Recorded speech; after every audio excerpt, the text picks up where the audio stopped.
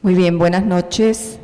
Quería mencionarles, en primer lugar, antes de presentar a nuestro expositor de esta noche, los cursos que tenemos programados en este mes y están muy condicionados a la disponibilidad de los expositores que están colaborando con nosotros.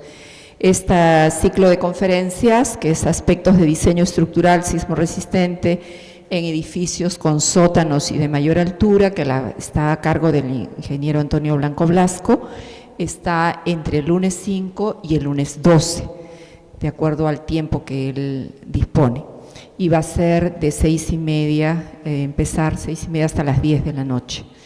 El día 12, ese día sí estamos coincidiendo también, iniciamos otro curso, pero que es de otra materia, diferente área de la ingeniería civil, que es peritaciones y tasaciones, y el expositor es el ingeniero Guillermo Quequesana, 12, 13 y 14, también de 6 a 10 de la noche en el auditorio A, el día 13 y 14, y el 12 va a ser en el aula 4, porque como comprenderán, este salón estará ocupado con el ingeniero Antonio Blanco.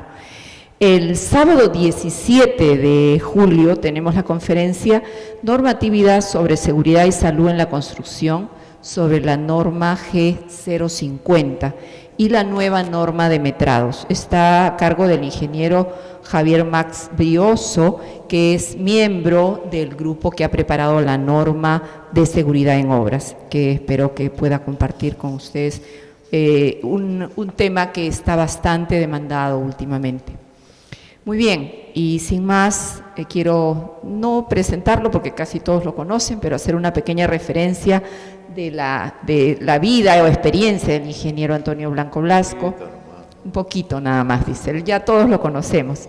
Bueno, él es ingeniero egresado de la Pontificia Universidad Católica del Perú, magíster en Ingeniería Civil, en Estructuras, en la Escuela de Graduados de la Pontificia Universidad Católica del Perú.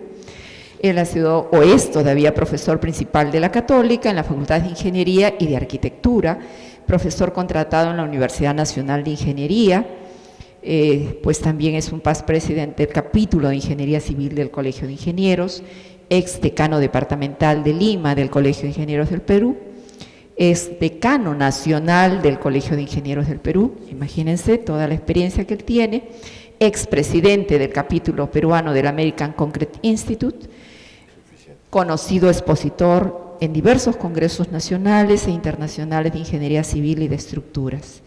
Tiene una máxima condecoración del Colegio de Ingenieros del Perú con la Orden de la Ingeniería Nacional. Y además una serie de distinciones que ya no las menciono, pero que todos lo reconocemos. En especial, Antonio, quiero agradecerte por tu disposición, a pesar de su agenda tan llena, pues ha sabido darnos espacio para compartir estos 2 días con nosotros, con un ánimo de ir refrescando nuestros conocimientos, de irnos actualizando e irnos preparando, como alguno de ustedes me comenta, en ese camino que algunos están deseosos de ver mejorar lo de la supervisión de obras. Parte de toda esta formación en algún momento se va a convalidar porque estamos trabajando la certificación para ingenieros residentes y supervisores con el decano de Lima, ¿no? Sin más, lo dejo con el expositor. Antonio, gracias. Gracias. Buenas noches, colegas, y gracias a la ingeniera Elsa Carrera por la presentación. Vamos a hacer hoy día 2 conferencias, la primera dedicada a la historia de las normas sísmicas y la segunda dedicada a las enseñanzas que hemos podido ver del terremoto de Chile. Y continuamos el próximo lunes con los muros anclados para excavaciones de edificios profundos y luego las características generales de los edificios en concreto armado de altura. Sin más preámbulo, comenzamos entonces haciendo una historia que voy a iniciarla en 1970. Estamos, digamos, en el 2010, 40 años creo que es suficiente para ver cómo han ido cambiando las normas de sismo. Podríamos decir que 1970 es el año donde Se incluye por primera vez en el capítulo 4 del Reglamento Nacional de Construcciones un capítulo dedicado a seguridad contra el efecto destructivo de los sismos. No es como ahora que tenemos una norma especial que se llama Norma de Diseño Sismo Resistente y que es la norma E030, sino que en esas épocas todavía no había el criterio de tener una norma de concreto, una norma de acero, una norma de cargas, una norma de sismos. El reglamento era uno solo y la parte de sismos estaba dentro de un capítulo. El principio general de cualquier norma de sismo en cualquier país del mundo trata de poder decirle al ingeniero de qué nivel de fuerzas esperamos o qué nivel de fuerzas deben usarse para el diseño de una edificación.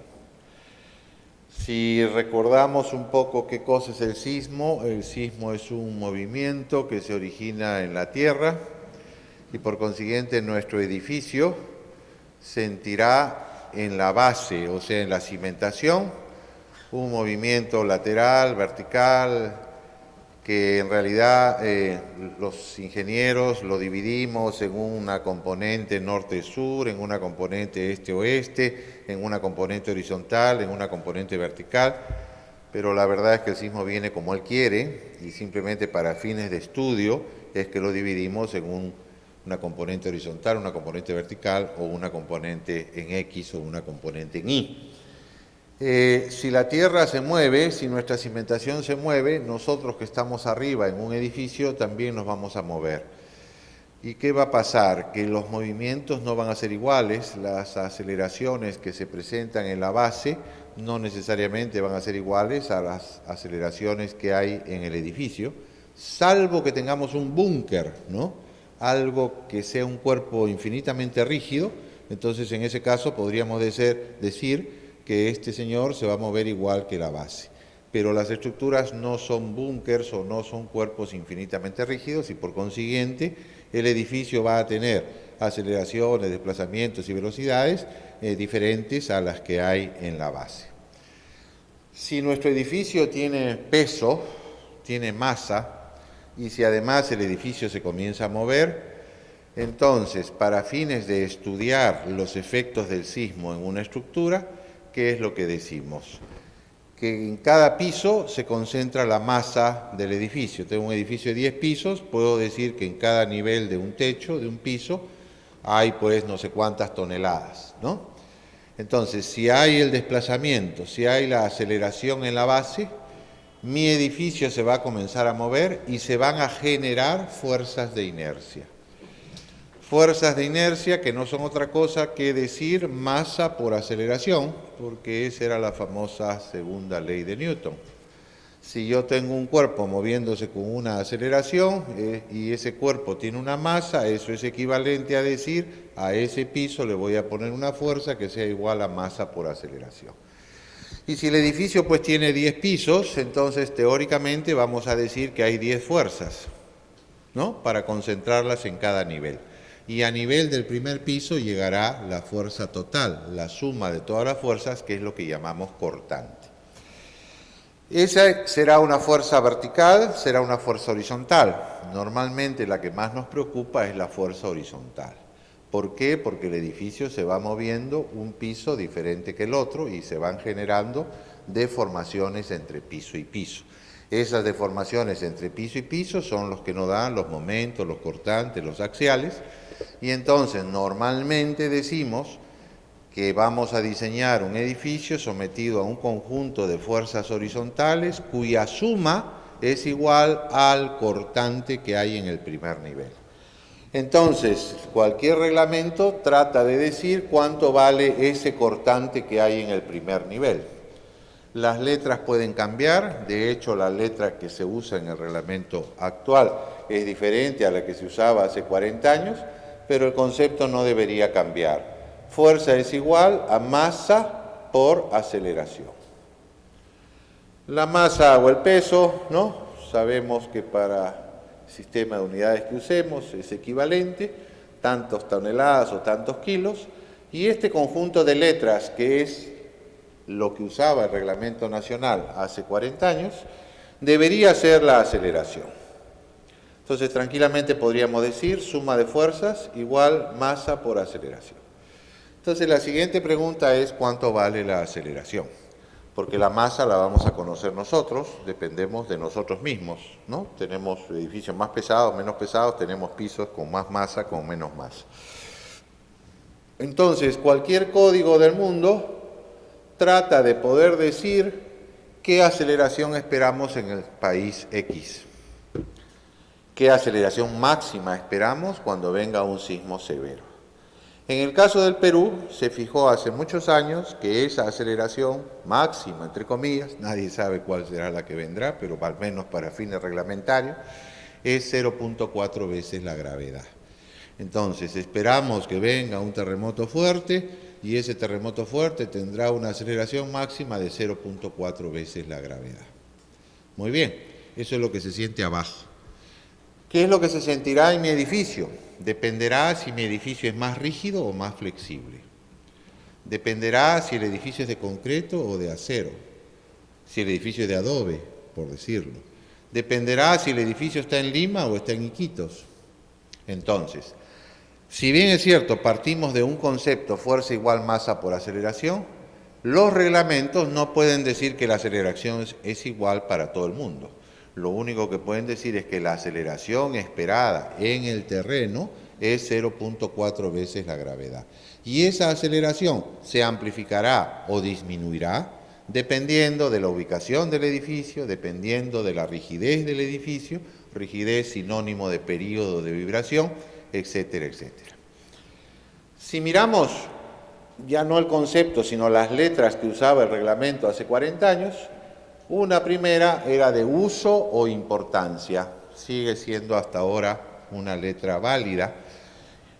K es una letra asociada a la rigidez del edificio. Si el edificio es más rígido, menos rígido. Y C es otra letra asociada a la rigidez del edificio y al periodo de vibración. Vamos a avanzar un poquito y en caso retrocedemos. La primera cosa que tenemos que diferenciar es que el Perú no tiene la misma... ¿Usted ve de ahí o le tapa el...? Ahí, mejor. Lo primero que tenemos que ver es qué se pensaba hace 40 años de la sismicidad que había en el Perú. Se pensaba que los sismos más fuertes iban a estar en Arequipa, Moquegua y Tacna. Y entonces a esta zona se le llamó región 1. Luego, todo el resto de la costa y gran parte de la sierra se le llamó región 2. Y finalmente, Loreto y Madre de Dios, porque creo que hace 40 años no había Ucayali como departamento, se le llamó región 3. Hoy sabemos que así no es, pero hace 40 años se pensaba que esa sería la zonificación sísmica del Perú. Entonces, aquellos señores que estén acá tendrán que recibir una fuerza mayor y los que estén por acá una fuerza mucho menor. Eso hay que colocarlo dentro de alguna de las letras y dentro de la importancia de la edificación. Y entonces viene la definición de qué cosa es la letra U. Dice, hay varios tipos de edificaciones, desde las más simples, que es una casita pues de 30 metros cuadrados, una vivienda rural. Ahí en esas épocas ni siquiera había reglamento, simplemente dice, bueno, hay algunas recomendaciones que se dan en el apéndice A del reglamento de hace 40 años. Edificaciones tipo B son las edificaciones normales que hacemos todos los días. ¿Cuáles son las edificaciones? Una vivienda multifamiliar, un edificio de oficinas, un hotel, en fin, cualquier edificación que es importante para el dueño, para la inversión, pero no es importante para el país necesariamente. Y entonces se forma otra categoría de edificaciones que además de ser importantes para el dueño, sean importantes para el país. Y siempre pueden haber estructuras más importantes todavía. En esas épocas se pensaba en los reactores atómicos porque coincidía con que se estaba haciendo Warangal. Y entonces se dijo, bueno, si algún día hay que hacer esto, habrá que hacer estudios especiales. No está dentro de los alcances del reglamento. En conclusión, el reglamento habla de dos tipos de edificaciones. Las normales y otras más arriba de lo normal, que hay que darle un poquito más de seguridad pensando en la cantidad de gente que tienen adentro o en la importancia en relación al país. Si la casa que estamos diseñando es la de nosotros y vivimos en Arequipa, Moquegua y Tacna, U vale 1. Si vivimos en Lima vale 0,8 y si vivimos en Iquitos vale 0,6. Sin embargo, si lo que estamos diseñando no es la casa de nosotros, sino es una estructura importante para la ciudad, puede ser un colegio, puede ser un teatro, un estadio, una iglesia, donde adentro hay 1.000 personas, 2.000 personas, 30.000 personas, entonces si estás en Arequipa, Moquegua y Tacna hay que ponerle 20% más. Si estás en Lima hay que ponerle en lugar de 0,81 y si estás en Iquitos en lugar de 0,6, 0,7. Estoy haciendo un resumen, Arequipa, Lima, Iquitos, pero estamos hablando de 3 zonas que ya detallé en las láminas anteriores. Acá está la definición. Las edificaciones tipo B son las construcciones comunes, como son viviendas unifamiliares, viviendas multifamiliares, oficinas, etc. ¿Cuáles son las edificaciones tipo C? Son los edificios que tienen aglomeración de público. Un teatro, un estadio, un coliseo, un colegio, etc. Además, se incluyen en esta categoría edificios importantes para la ciudad o para el país, como puede ser una central eléctrica, una planta de agua, un hospital, una cárcel, etc. Esa es la idea de la letra U. Depende entonces de la zona donde estoy y de la importancia del edificio.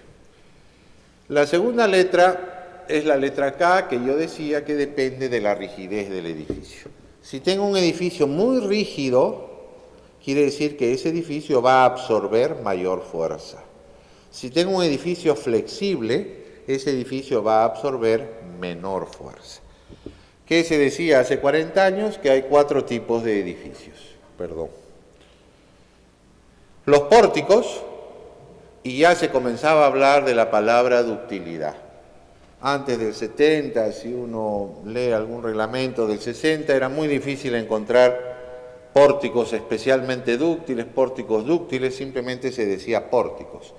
Acá ya se menciona que si vamos a hacer un edificio que está formado por pórticos dúctiles, pórtico significa columna más viga, K vale 0,67.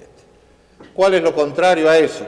Un edificio lleno de muros, un búnker. Un edificio que tiene placas en X, placas en Y, pero en abundancia. Prácticamente no hay columnas, no hay vigas, todos son placas, todos son muros.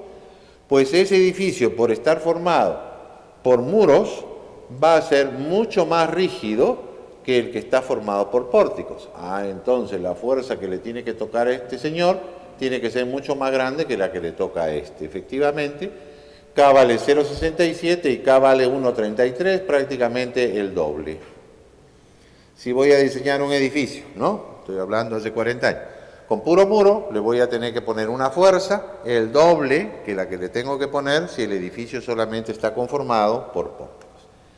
Y lógicamente hay los casos intermedios. Edificios que tienen algo de placas, pero que la mayoría siguen siendo pórticos. Edificios que tienen estructuras mixtas de muros y pórticos. Y entonces nos vamos 0,67, 0,8, 1 y 1,33. Ya tenemos entonces la letra U y tenemos la letra K. Y ahora nos falta ver la letra C.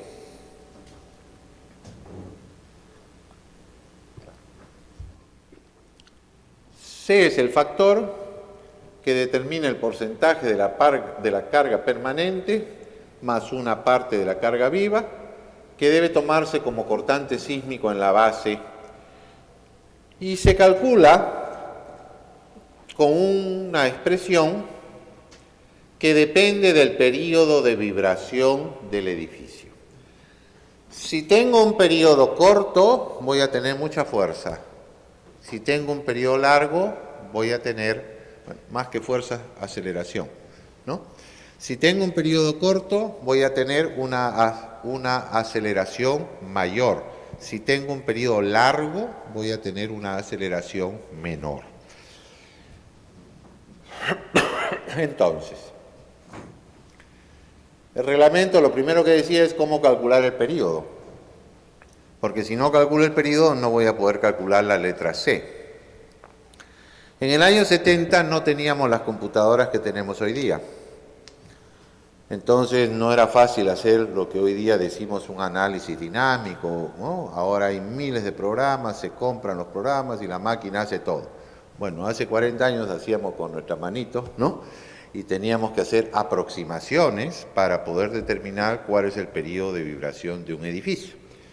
Entonces el reglamento en esas épocas decía que si el edificio está formado solamente por pórticos, una manera de evaluar el periodo de vibración era multiplicando 0.09 la altura del edificio entre la raíz cuadrada de D, ¿qué cosa es D? La longitud del edificio en esa dirección que queremos mirar. Si estamos mirando en X, habrá que ver este D. Si estamos mirando en Y, habrá que ver la distancia o la longitud del edificio en la dirección perpendicular. Si el edificio es muy rígido, lo contrario, este señor ya no es 0,9, sino es 0,5. Y siempre hay un intermedio, que son los edificios formados por muros y por pórticos. Una manera fácil para no complicarse la vida es decir que el periodo de vibración de un edificio es 0.1 el número de pisos, y de eso nadie se va a olvidar. Porque acordarse la formulita no necesariamente es fácil, y además la formulita la han cambiado 3 veces a lo largo de los 40 años. En cambio, lo otro más o menos funciona en todo el mundo. Si yo tengo una casa de un piso, el periodo de vibración es 0.1 segundos. Si tengo una casa de 2 pisos, el periodo de vibración es 0.2 segundos. Tengo un edificio de 20 pisos, el periodo de vibración es 2 segundos. ¿Correcto? No es exacto, evidentemente no es exacto, pero me da la idea de qué es lo que está pasando allá. Entonces, cuando yo estoy en un primer piso o en una casa de un piso y viene un terremoto, sentimos muy rápido que nos vamos a ir para la derecha y para la izquierda. Para la derecha y para la izquierda nos vamos a demorar 0.1 segundos en ir y volver, muy rápido, ¿sí? Si están en un edificio de 20 pisos, se van a demorar 2 segundos en ir y volver. Entonces, la sensación del terremoto en la persona es totalmente diferente. Los que estamos acostumbrados a vivir en casa de 1 o 2 pisos estamos muy acostumbrados a decir pero el que está acostumbrado a vivir en un piso 20, en un piso 25, viene el terremoto y dice, qué raro, me estoy moviendo o qué raro, estoy mareado, o es el colesterol o es ¿no? Entonces, porque se va a demorar 2 segundos o 3 segundos en ir y volver, ¿no? Eso ya me da la idea que las estructuras de pocos pisos sienten mucho más aceleración que los edificios grandazos, porque está directamente relacionado con el periodo de vibración. Entonces, si hacemos un resumen, fuerza igual masa por aceleración, y hemos visto la letra U, la letra K y la letra C. La U era la importancia y el uso. La K era la rigidez del edificio, más rígido, más fuerza, más aceleración. Y la letra C dependía del período, o sea que también estaba relacionado con la rigidez del edificio. Y así se diseñaban los edificios allá por 1970. ¿Qué decía el reglamento en cuanto al suelo? No decía nada, creo que me he salteado. Sí. Decía lo siguiente: ya había la sospecha que los terremotos se sienten más fuertes en los sitios donde el suelo es blando, pero no estaba todavía confirmado, ¿no? Acuérdense que no tuvimos terremotos desde el 40 hasta el 66, 70 y 74, 3 seguidos. Cada mundial de fútbol, bien fácil de acordarse. Estábamos en la mejor época, además la única vez que tuvimos buenos jugadores, ¿no es cierto? El 70. 66, 70 y 74 nos agarraron los 3 terremotos juntos. Gracias a esos 3 terremotos es que se hace la norma sísmica y es la que comienza a cambiar toda la historia de la parte estructural. Si no hubiéramos tenido esos 3 terremotos, seguramente hubiéramos demorado 10 años más, como sucedió en México, por ejemplo, ¿no? México tuvo su terremoto fuerte el año 85 y 50 años no había tenido terremoto. Entonces recién actualiza su norma el año 85. Chile, en cambio, tuvo su terremoto en Valdivia. Entonces ellos generan una norma antes que nosotros. O sea, Perú y Chile éramos, luego del 70, los más avanzados en toda América Latina en tener normas actualizadas gracias a que tuvimos, tanto ellos como nosotros, 3 terremotos relativamente importantes. Entonces, si bien es cierto, había la sospecha o el conocimiento de que los suelos de poca capacidad amplifican, el reglamento, ¿qué es lo que decía? Que el profesional mirará, determinaría el aumento de los coeficientes sísmicos que se pudiera requerir según la naturaleza del terreno. Mejor dicho, el reglamento un poquito que se lavaba las manos, ¿no? Y decía, bueno, pues el ingeniero que decida, si le parece que en una sola mala debe poner más fuerza, que la ponga, ¿no? No había algo específico. Muy bien, viene el terremoto entonces del 70 y este reglamento acababa de salir. Viene el terremoto del 74. En el terremoto del 74 los mayores, los jóvenes no se acordarán, pero los mayores sí. ¿Qué pasó en Lima? A ver, ¿quién tiene memoria? Todo lo que pasó estuvo mal, ¿a dónde? En el Callao, en La Molina. En el Callao se cayó la escuela naval en La Punta, ¿no? Casi nos quedamos sin Marina de Guerra, porque eran los edificios de alojamiento de primer año, segundo año, tercero, cuarto, y se cayeron todititos. La suerte fue que el terremoto fue a las 9:10 de la mañana y solamente habían 4 que estaban adentro, enfermos, mientras todo el resto estaba en formación. Si no, nos quedábamos, no es broma, sin 5 años de marina, ¿no? ¿Y qué coincide? Que La Punta tiene suelo malo. ¿Qué se cayó en Lima? ¿Algún colegio? En La Molina, por supuesto, el Reina de Los Ángeles, el Villa María, el Recoleta nuevecito que se estaba mudando recién. En las universidades, ¿quién fue la peor, la que pagó el pato? La agraria, ¿no? Entonces, el 74 ya nos convencimos de que los suelos blandos amplifican.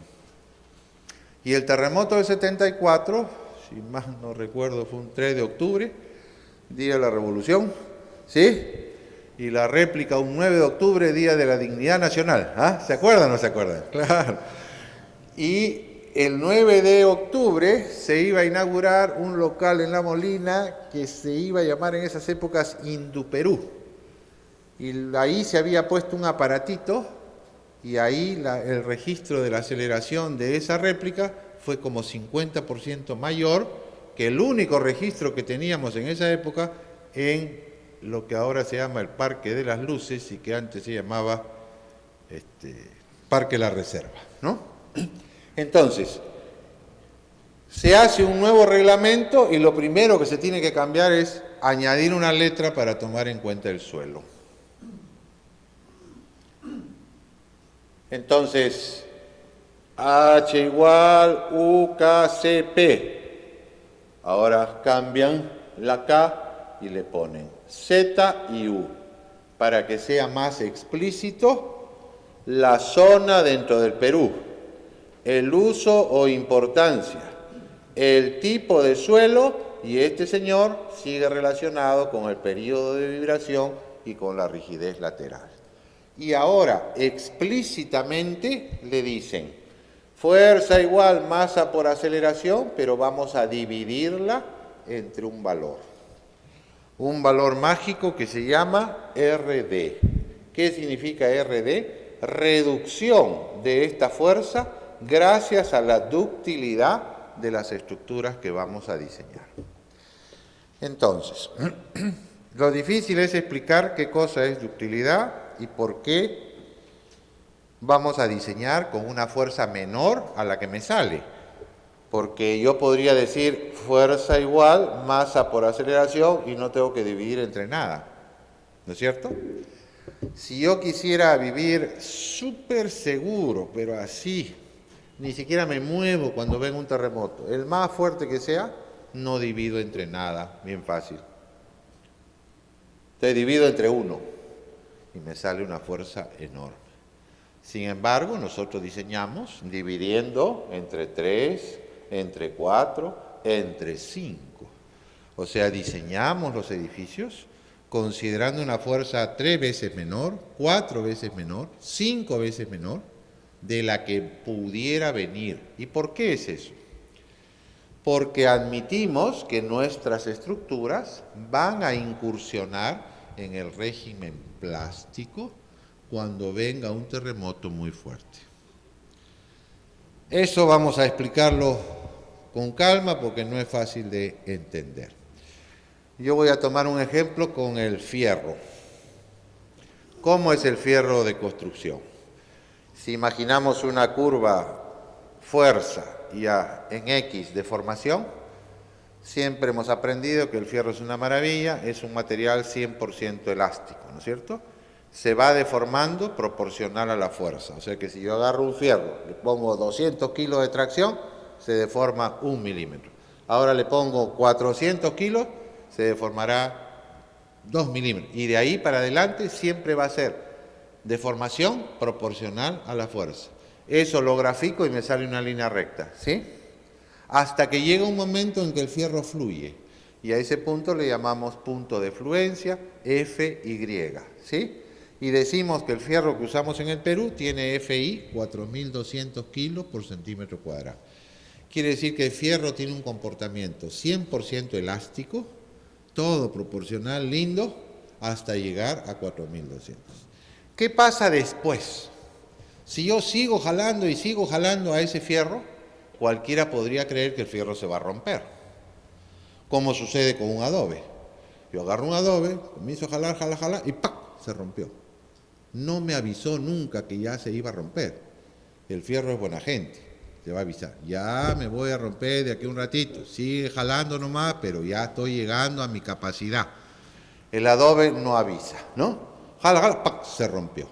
Ahí está la diferencia entre un material que tiene ductilidad y un material que no tiene ductilidad. ¿Qué significa ductilidad? Capacidad de deformarse luego de haber llegado al límite elástico. Entonces, si vamos con el experimento del fierro al laboratorio, vamos a ver que llegó a los 4.200 y luego ¡prum!, tiene una corrida, como diciendo, le avisa a la gente, ya voy a entrar a fluir. Y usted le sigue poniendo fuerza y el fierro se va a comenzar a deformar. Casi ya sin crecer, sino solamente deformación, deformación. Y por supuesto el pobrecito se va adelgazando, ¿no? ¿Se imaginan un fierro de 9 metros? Que es el que se vende, ¿no es cierto?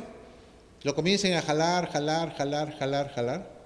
Van a llegar a más o menos 10 metros 50 y el fierro no se ha roto.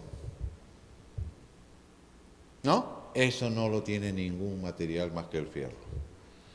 O sea que el fierro llega a la fluencia y luego comienza a deformarse si es que sigue habiendo fuerza, pero no se llega a romper hasta de aquí, pues, a cuando ya se deformó 10% más, ¿no? De 9 metros, 10% es casi 1 metro, ¿no es cierto? Entonces recién ahí se rompe. Entonces, ¿cuál es la teoría de diseño si es que vamos a diseñar en acero? Que mientras la estructura viva su vida esté el esfuerzo bien abajo, en 0.3, 0.4 de FI, y por eso es que nadie sufre.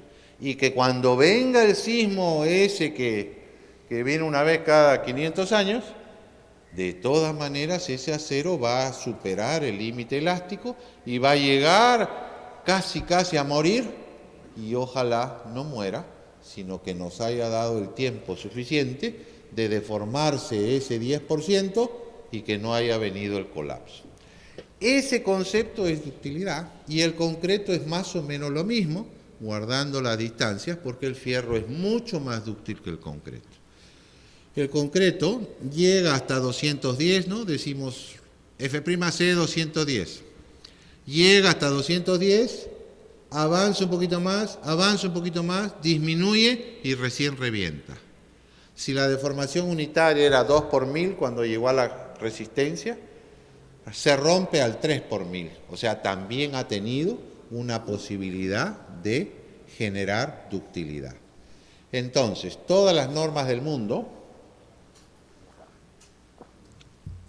van a decir que si diseñáramos pensando en que el sismo más fuerte, nuestra estructura siga estando elástica, sería un desperdicio económico. Porque ese sismo que viene cada 500 años es un monstruo, ¿no? Pudiera ser que nunca venga. Entonces, si de verdad quisiéramos diseñar y que nunca pase nada, no existiría esta letra. Solo diseñaríamos así. Lo cual no es aceptable ni en Japón ni en Estados Unidos, por poner dos ejemplos, de California y de Japón, que son los sitios donde más conocimientos de sismo hay y más conocimientos de ingeniería estructural sismo resistente hay. Entonces, todos los reglamentos del mundo se ponen de acuerdo que cuando venga un sismo leve, no debería pasar nada. Cuando venga un sismo moderado, solo deberían haber daños en la tabiquería. Y cuando venga un sismo severo, se aceptan daños incluso en la propia estructura, y lo que no se acepta es el colapso. ¿Qué significa el colapso? El que de verdad pues se me cayó el techo encima y me morí, ¿no es cierto? Entonces, si en Chile vino ahora un terremoto severo, como el que hubo en Concepción, y un edificio donde ustedes vivían, se les rajó no solo la tabiquería, sino además las columnas, las vigas y las placas, caballero, ¿no? Usted tendrá que decir, pues perdimos, ¿no? Y el calculista dirá, señor, yo diseñé cumpliendo las normas y simplemente este terremoto ha superado la norma y gracias a Dios no ha venido el colapso, ese era el objetivo, así que al contrario, deme un premio, ¿no? Porque el edificio está perfecto, nadie se ha muerto, no ha habido colapso, pero ahora cada uno saca su platita, ¿no? Tendrán pues que meter $10.000 cada uno para reparar la placa, reparar la viga, reparar la columna. Y la ley le va a decir, tiene razón señor, así es, ¿no? Muchas veces nosotros decimos que eso está mal, bueno pues, pero esa es la ley. Repito, si alguien quisiera vivir 100% tranquilo, no use RD y va a vivir feliz, simplemente no va a poder existir ese edificio porque seguramente la columna le va a salir 4 veces más grande, la otra 4 veces más grande, entonces no va a haber espacio